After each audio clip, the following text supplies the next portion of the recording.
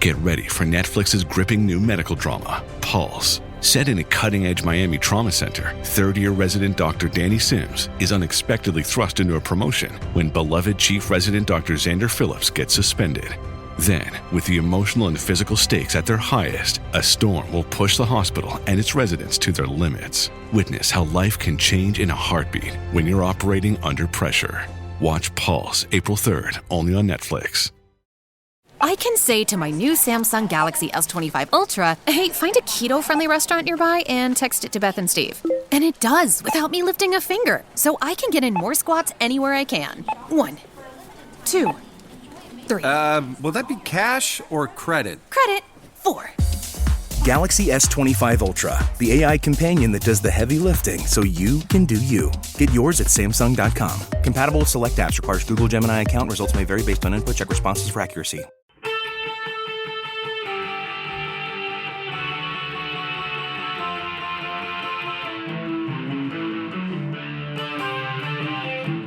This is the Daily Blast from the New Republic, produced and presented by the DSR Network.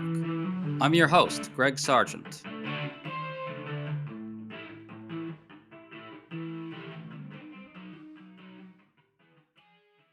By now you may have heard that President Trump's ICE thugs detained a Tufts student under shocking circumstances. This is only the latest in a developing trend in which numerous students are being targeted for removal based in many cases on what appear to be their political associations and viewpoints. In a stunning moment on Thursday, Secretary of State Marco Rubio stated straight out that the administration is hoping to do this hundreds of times. We think this is a watershed moment. Rubio confirmed the scope and reach of Trump's deportation program and also confirmed that he's willingly carrying them out for Trump. Today, we're talking about all this with Shev Dalal Dahini, a senior official at the American Immigration Lawyers Association. Shev, thanks so much for coming on. My pleasure. So the latest example of this involves a student named Rümeysa Öztürk, a Turkish citizen who has a student visa for doctoral work at Tufts. She was detained by Homeland Security agents near her apartment in Somerville, Massachusetts. Video of the event is all over the internet. It's shocking. The ICE agents appear masked. Now, Homeland Security is claiming that she, quote, engaged in activities in support of Hamas, and that this was grounds for her visa to be revoked. Shev, what do we know about this situation so far? Yeah, I think there's very limited information that is out there and what is supporting that determination that, she supported Hamas activities. All we know is that she was one of 4 co-authors of an opinion piece in the university's own newsletter calling for the university officials to support resolutions of the student body to recognize that there's a genocide happening in Palestine and also to divest from businesses that support Israel. So that is all the information that is currently available, is that she was an author, one of, I think, 4 authors of this editorial piece. We don't have additional information about other involvement that she has. She's a Turkish citizen on a student visa who has continued to comply with her status. I'm going to read from a Washington Post article about this, which underscores your point, which is how little we know about why she's been detained and why she's being deported.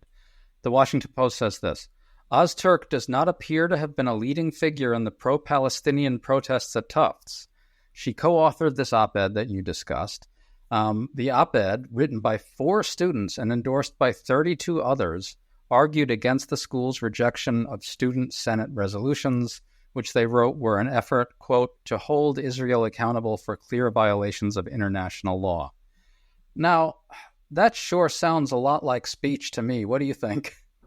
Yep, sounds like the First Amendment to me as well. And I think that that's what is really important here, is that we may not agree with what folks say, whether you're a U.S. citizen or you're a non-citizen.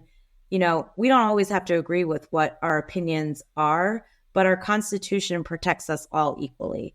Our Constitution has the First Amendment, freedom of speech, and that the Supreme Court has held its precedent for over decades, that it applies to U.S. citizens and non-citizens alike. And I think that's what's crucial. It's not about, what was stated in the op-ed or what her beliefs may be, but it's a question of whether or not someone is being detained and possibly deported because of their exercise of their First Amendment rights. And we just know very little from the administration beyond this idea that she engaged in activities in support of Hamas, which could be just this op-ed for all we know. We don't know yet. But I want to stress that a number of other students are being targeted in this way. There's Yunseo Chung, a 21-year-old student at Columbia who's accused of attending demonstrations in support of Palestinians. She's lived here since she was 7 years old. There's Mahmoud Khalil and Badar Khan Suri, who were both legally present in the United States. Khalil was a legal permanent resident. Suri was here on a student visa. They both have wives who are U.S. citizens. The charges against all of them appear very thin, and a lot of this is blocked in court for now anyway. Shev, can you give us the rundown on these? Yeah, I mean, we don't know much. Again, we don't have the evidence. The government hasn't come out with allegations other than saying that they are in some way associated with Hamas. But, it seems like it's more about their political statements and their participation in protest activity or even their written opinions, similar to what happened with Miss Ozturk. Overall, what we can discern from the facts, right, is that these are all similar cases. These are all related. They're all being targeted for their political beliefs. And beyond that, we don't have any other evidence of what kind of nefarious activity they may have been participating in. Right. I mean, we should stress that who knows, maybe the administration will produce proof of exceptional and extensive wrongdoing on the part of all these people, but they haven't yet, and they've been pressed over and over, and they still haven't. And by the way, as far as we can tell, the three we mentioned earlier, Yunseo Chung, Mahmoud Khalil, and Badar Khan Suri, are being targeted for removal under a statute that allows Rubio to revoke legal protections if he deems someone a foreign policy threat. We don't know for sure yet, but the latest one, Ozturk, might also be getting targeted under the statute. Again, we don't know for sure. But in all these cases, the evidence has been very thin that they constitute a threat. Can you talk about this provision that they seem to be using that empowers the Secretary of State this way? Yeah, this is a really arcane foreign policy provision that, has not been used in, frequently, or has very rarely been used by the government. Really, it's about when the Secretary of State has reasonable grounds to believe that someone's presence, a non-citizen's presence, would have serious adverse foreign policy consequences to the United States, right? That would then make them deportable. But I think I would have to reiterate, it's about you have reasonable grounds to believe, right? That's the first piece of it. But the second piece is that they have serious adverse foreign policy consequences. And I'm not sure what a college student protesting, how that impacts our foreign policy. That also has not been articulated by the Secretary of State or the U.S. government. Well, to your point, we've now set the stage to discuss Rubio's remarks at a press conference on Thursday. He talked about these efforts to deport students, and here's what he said. We do it every day. Every time I find one of these lunatics, I take away their visa. You're saying it could be more than 300 Sure, people? At some point, I hope we run out because we've gotten rid of all of them. Shev, that's extraordinary. He says we do it every day. We might do it hundreds of times. And by the way, according to the Washington Post's John Hudson, Rubio was also asked what Ozturk did to merit losing her visa, and Rubio wouldn't say beyond writing that opinion column. What do you make of all that? So, when we're talking about the authority, right, the Secretary of the statutes do give the Secretary of State authority to revoke a non-immigrant visa, right? But it's usually based on receipt of derogatory information, such as an arrest, and, or they're looking at somebody who didn't meet the requirement of admission at the time the visa was given, or where there's, again, derogatory information provided by another U.S. government agency. At this point, we don't have any of that information. We have no evidence that they have failed to maintain their status, that they were not entitled to their visas when they were given their visas. And the only derogatory information that is available is that people were expressing their political opinions or their right to speech. And that is what's being punished currently by the Secretary of State. Spring is finally here. For us in DC, that means cherry blossom, warmer weather, and more breaking news each and every day. To stay up to date on all the news that you need to know, there's no better place than the DSR Network. And there's no better way to enjoy the DSR Network than to become a member. Members enjoy an ad-free listening experience, access to our Discord community, exclusive content, and more. Use code DSR2025 for a 40% off discount on sign-up at thedsrnetwork.com/buy. That's code DSR2025 at thedsrnetwork.com/buy. Thank you, and enjoy the show.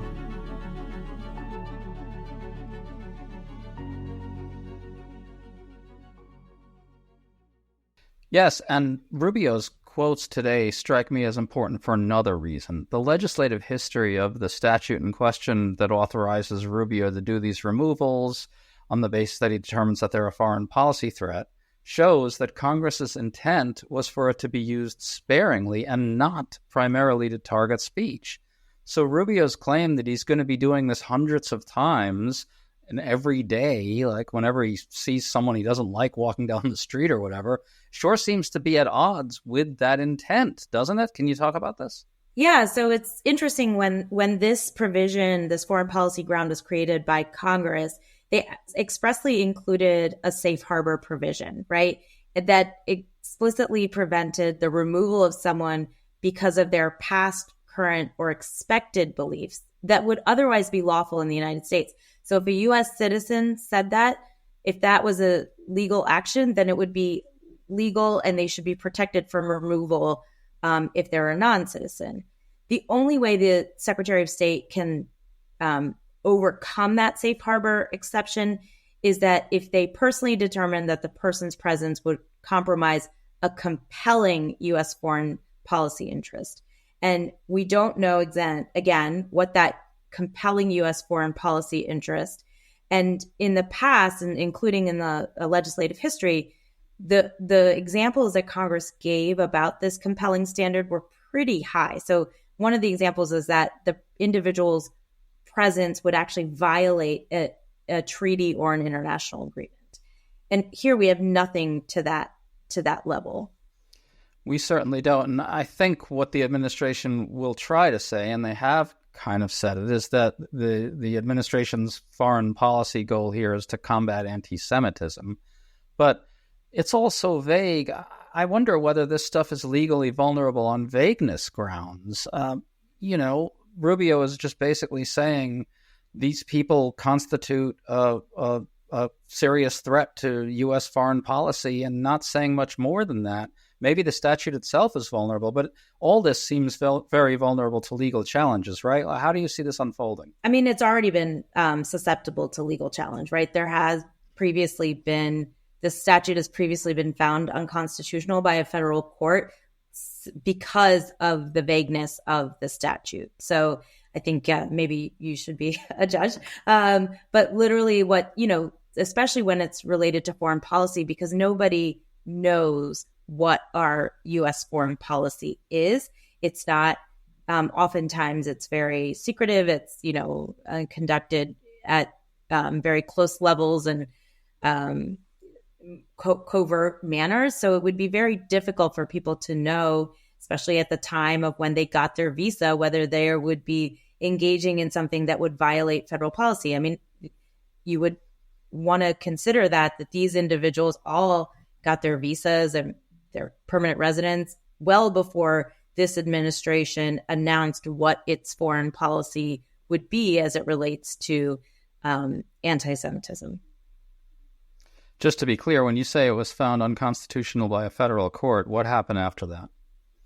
Well, I think the case got dismissed on other grounds. And so ultimately the law was not struck down because it was decided on other grounds. But I think it is definitely ripe for challenge, and it is being challenged currently. And so we'll see how this proceeds in the courts. Chev, just to wrap this up, it really looks like Rubio is emerging as a central figure in Donald Trump's deportation regime. I think this is striking. Rubio, a decade ago, was really a heroic figure in the immigration debate in a certain respect. He stuck his neck out and very bravely argued for humane immigration reform and even spoke out powerfully about the humanity of migrants. But now he's emerging as central to some of the most questionable deportations that Donald Trump is doing. What do you think of that?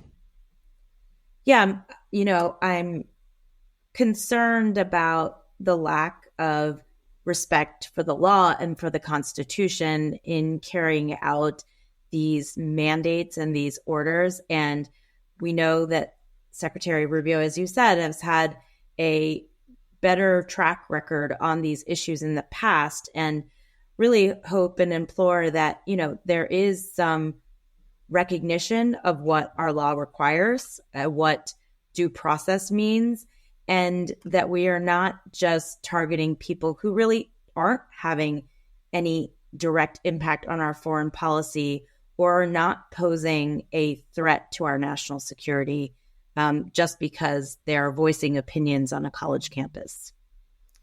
We really need Rubio to say more clearly what the grounds for doing these things really is. Yes, absolutely. I mean, if individuals are legitimately problematic and there's evidence that proves that, nobody wants them in the United States. But right now, all we have is their voice and their pen, and those are not actionable. Certainly not. We really are hoping for better from Secretary Rubio. Chev Jalal-Dahini, thank you so much for coming on with us. We really appreciate it. Thank you. You've been listening to The Daily Blast with me, your host, Greg Sargent. The Daily Blast is a New Republic podcast and is produced by Riley Fessler and the DSR Network.